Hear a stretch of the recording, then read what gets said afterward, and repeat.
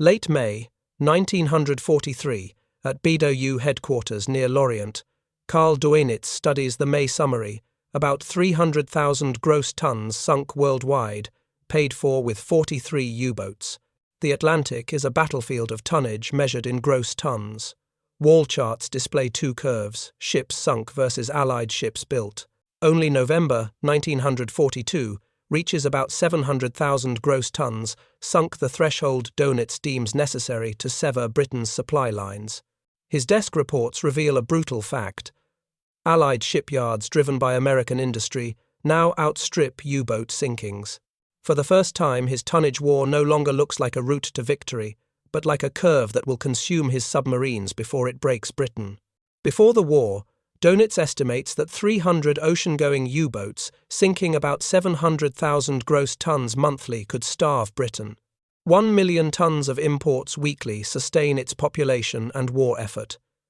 The Atlantic is no secondary theatre, it is the pulse of survival. From 1939 to 1941, U-boats and other Axis forces sink millions of tons of shipping, but monthly averages fall below the critical 700,000-ton mark.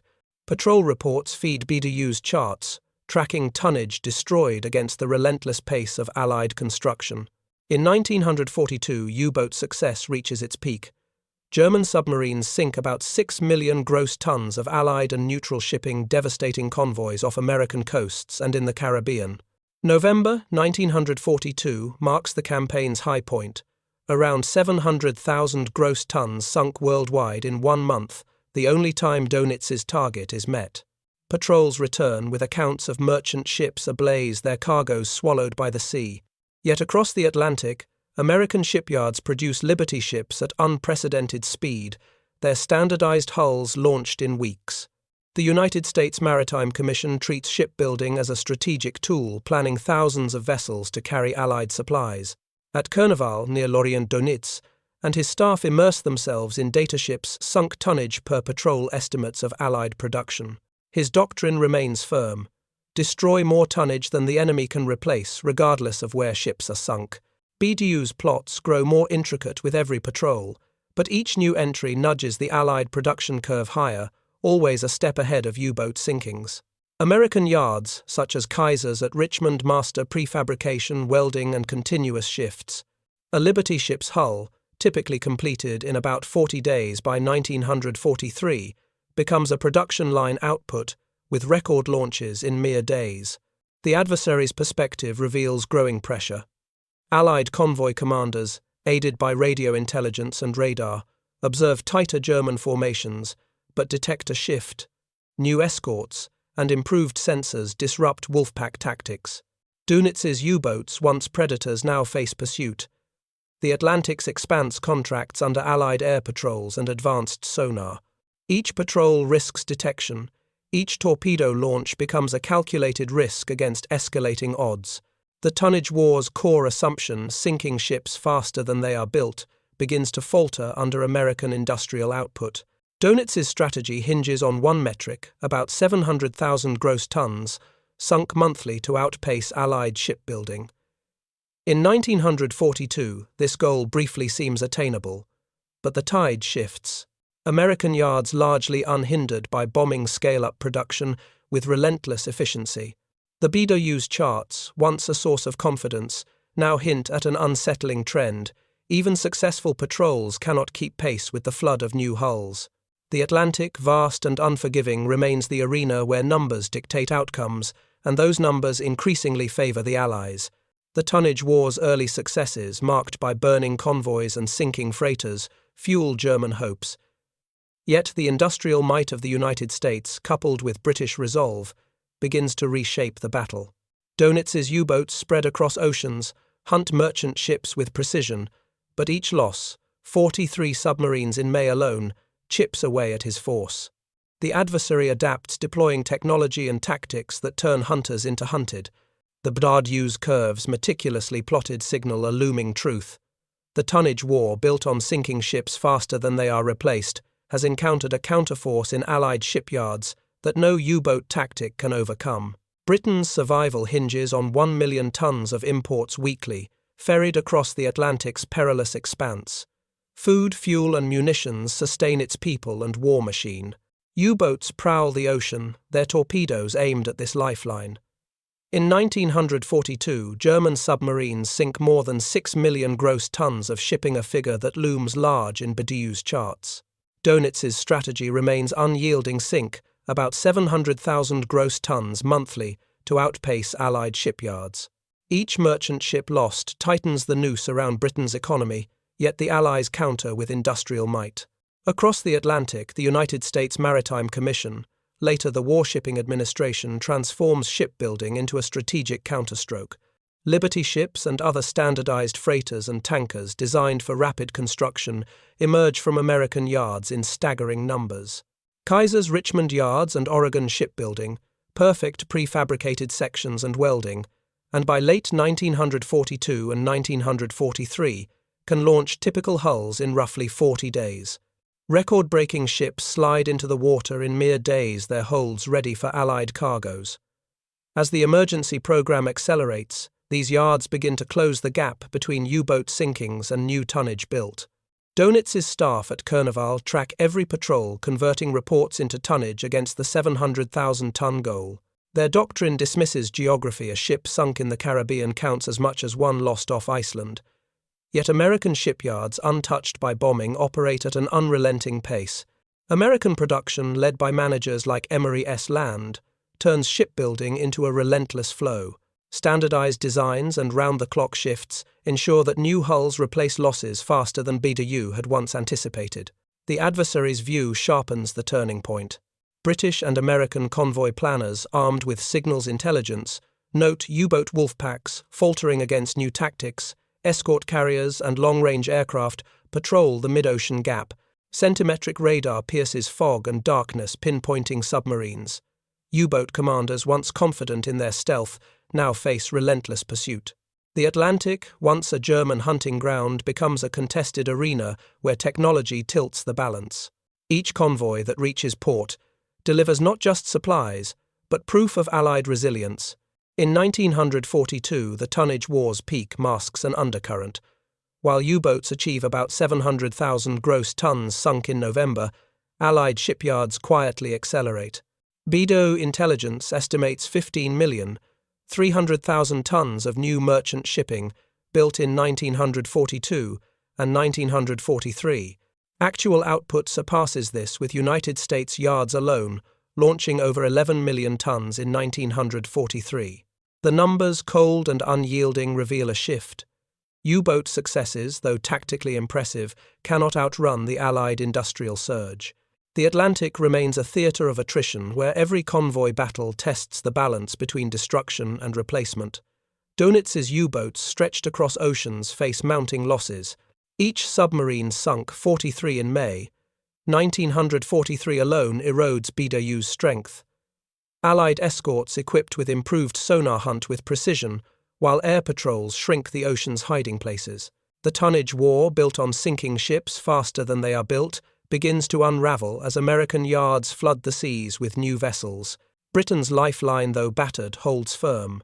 Convoys guarded by destroyers and aircraft deliver the million tons needed weekly.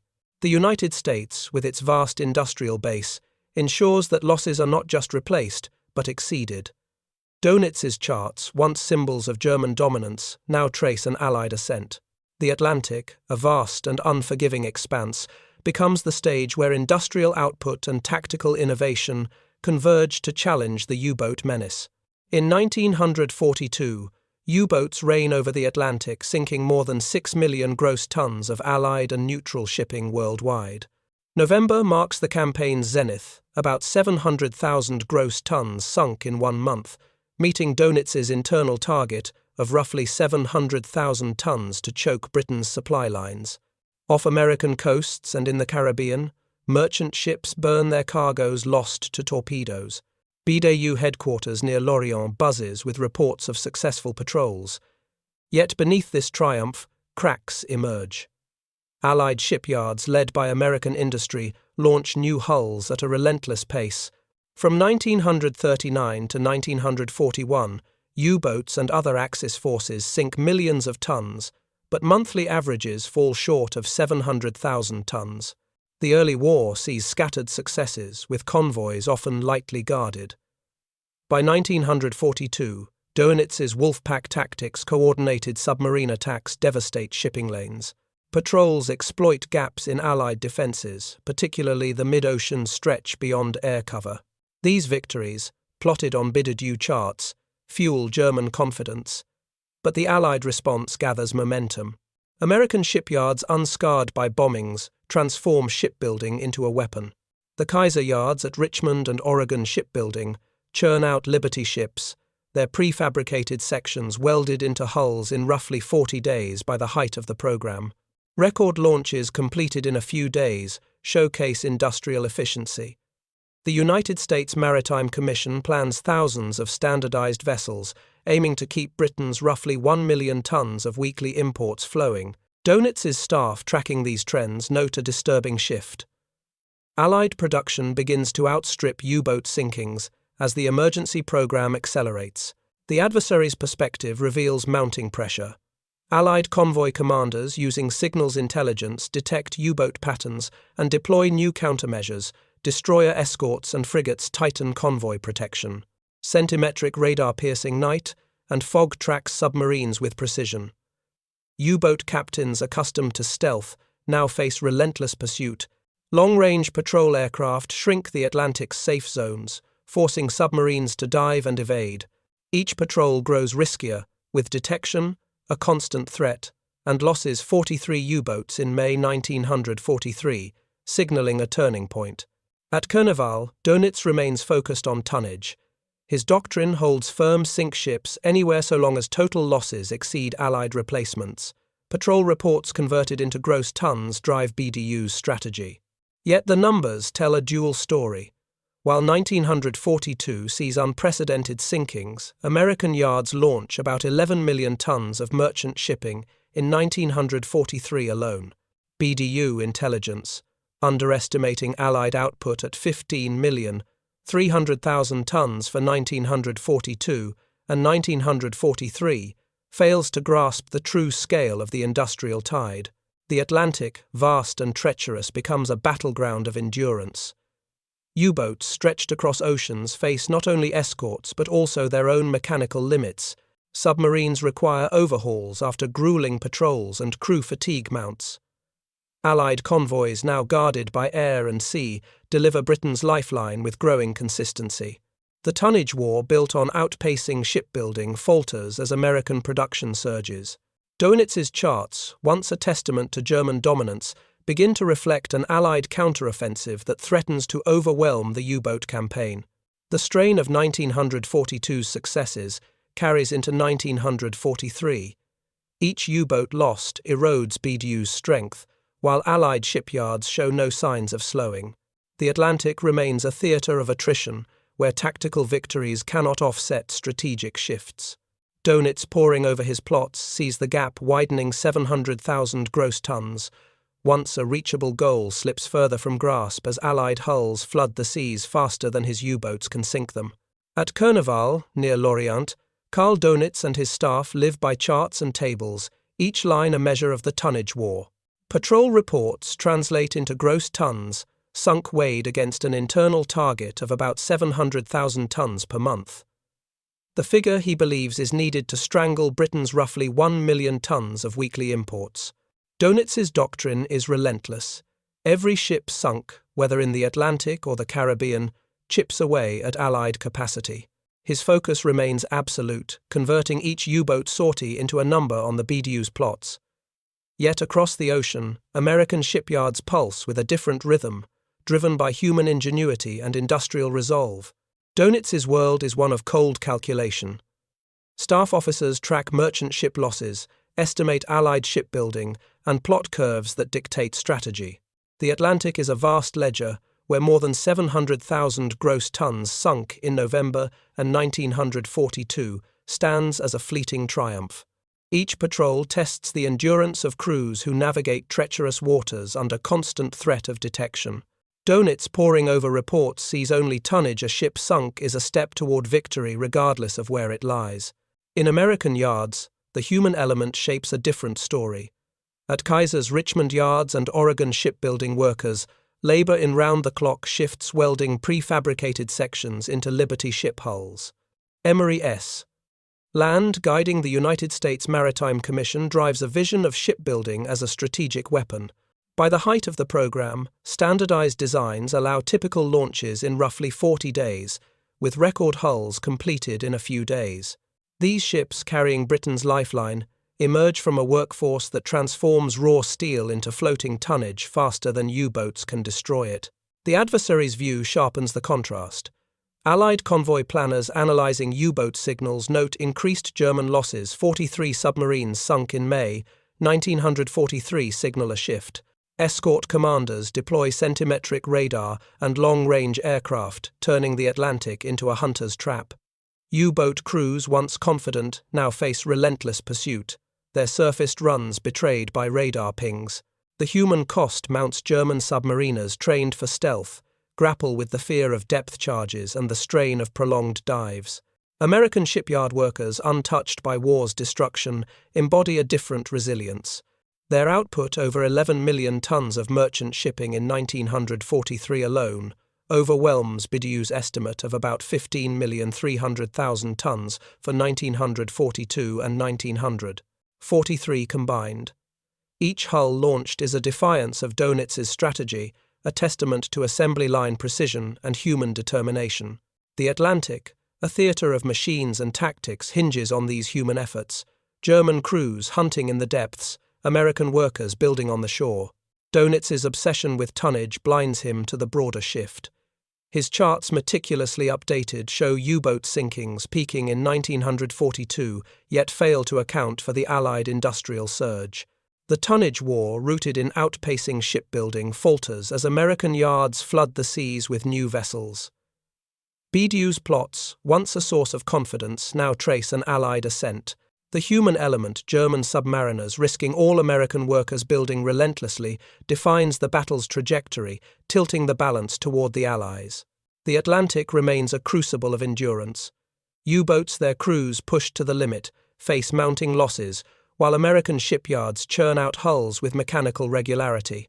Doenitz, steadfast in his doctrine, sees each sunken ship as progress, but the numbers betray him. Allied shipbuilding, driven by human hands and industrial might, ensures that Britain's lifeline holds. The tonnage war, a contest of attrition, slips from German grasp as American production reshapes the Atlantic's arithmetic and proves that ships can be built faster than U-boats can sink them. By 1943, American shipyards reshape the tonnage war with relentless output, launching over 11 million tons of merchant shipping in a single year. BDU intelligence, projecting about 15,300,000 tons built across 1942 and 1943, underestimates the Allied surge. Liberty ships, their hulls completed in roughly 40 days by the height of the program, begin to flood the Atlantic, helping secure Britain's roughly 1 million tons of weekly imports. U-boats, once dominant, sink more than 6 million gross tons in 1942, but their monthly averages begin to slip. The balance shifts as Allied industry outpaces German destruction. In March 1943, convoy battles still appear to favour U-boats, with Allied losses spiking and concern rising in London and Washington. Escort carriers, destroyer escorts and frigates paired with centimetric radar and improved sonar start to close the mid-ocean gap. Long-range patrol aircraft scour the Atlantic, shrinking safe zones for submarines. U-boat patrols grow perilous, with detection risks rising on every approach. The technological edge, once German in the early war years, now tilts toward the Allies, transforming the ocean into a gauntlet for BDU's submarines. May 1943, known as Black May, marks the campaign's collapse. 43 U-boats are lost for 58 merchant ships, sunk a devastating ratio. Doenitz, analyzing reports at Kurneval, orders a withdrawal from the main North Atlantic convoy routes, acknowledging unsustainable losses. The adversary's view crystallizes the shift. Allied escort commanders tracking U-boat movements deploy hunter-killer groups that hound submarines relentlessly. German crews, battered by depth charges, curse the radar and aircraft that strip their stealth. The tonnage war's core assumption, sinking ships faster than they are built, crumbles under Allied countermeasures. American shipyards, unhindered by bombing and invasion, drive the decisive blow. Kaiser's Richmond yards and Oregon shipbuilding produce thousands of Liberty ships, their standardized designs overwhelming BDU's efforts. Across the war, U-boats sink about 14 million gross tons of shipping, but Allied yards build more than 38 million tons, including 2,710 Liberty ships. Doenitz's charts, once symbols of German prowess, now map an Allied triumph. The about 700,000-ton monthly target, briefly reached in November 1942, becomes a distant memory as new hulls replace losses with ease. The Atlantic, a vast and unforgiving arena, reflects the shift. Convoys guarded by air and sea deliver Britain's supplies with growing reliability. U-boats, their crews strained and numbers dwindling, face a gauntlet of escorts and aircraft. Each patrol risks annihilation, each torpedo launch a gamble against tightening odds. Allied shipbuilding, paired with tactical advances, ensures that losses no longer threaten Britain's lifeline.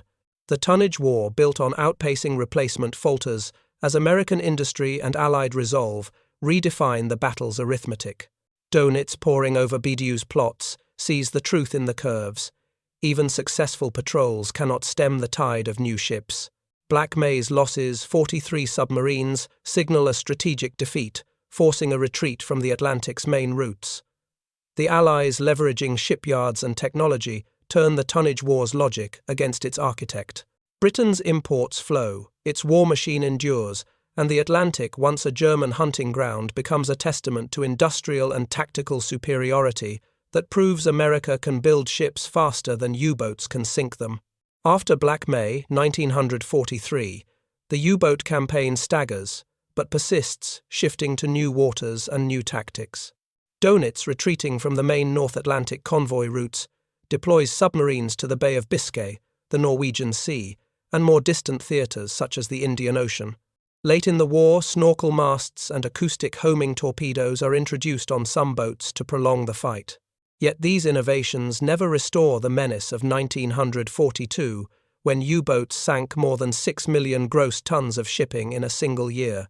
Allied shipyards, which will produce over 38 million tons of merchant shipping by war's end, help guarantee Britain's roughly 1 million tons of weekly imports. The tonnage war's original ambition, sinking about 700,000 gross tons every month, fades into irrelevance. Allied countermeasures tighten the noose. Escort carriers, frigates, and destroyer escorts patrol relentlessly alongside long-range aircraft. Centimetric radar and improved sonar pinpoint U-boats with growing precision. Hunter-killer groups built around small carriers and fast escorts roam the Atlantic and turn submarines into prey. By 1943, American yards alone launch over 11 million tons of merchant shipping in a single year, dwarfing BDU's pre-war and early war estimates of about 15,300,000 tons for 1942 and 1943 combined.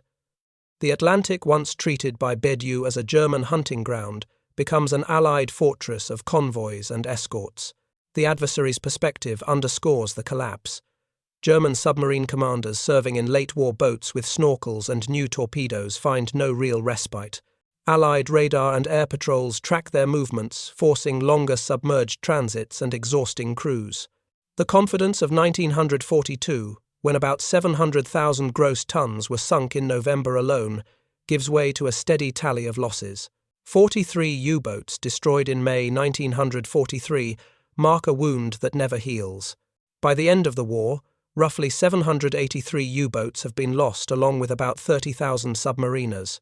American shipbuilding, led by Kaiser's Richmond yards and Oregon shipbuilding, remains the decisive force running under all these battles.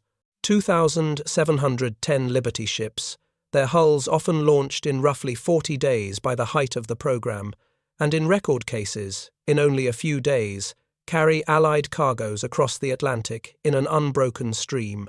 Across the war, U-boats sink about 14 million gross tons of merchant shipping, a figure dwarfed by the Allies' more than 38 million tons of new construction. Doenitz's charts, meticulously plotted at Carnival, trace an unyielding truth. New hulls are replacing losses faster than submarines can strike. The war's final years see U-boats relegated from a main to a secondary threat. Allied operations from the North African landings to the invasion of Normandy depend on a growing surplus of merchant hulls built under emergency programs. About 3,500 merchant ships and roughly 175 Allied warships sink in the Atlantic, a heavy toll but one the Allies can absorb because of their shipbuilding reserves.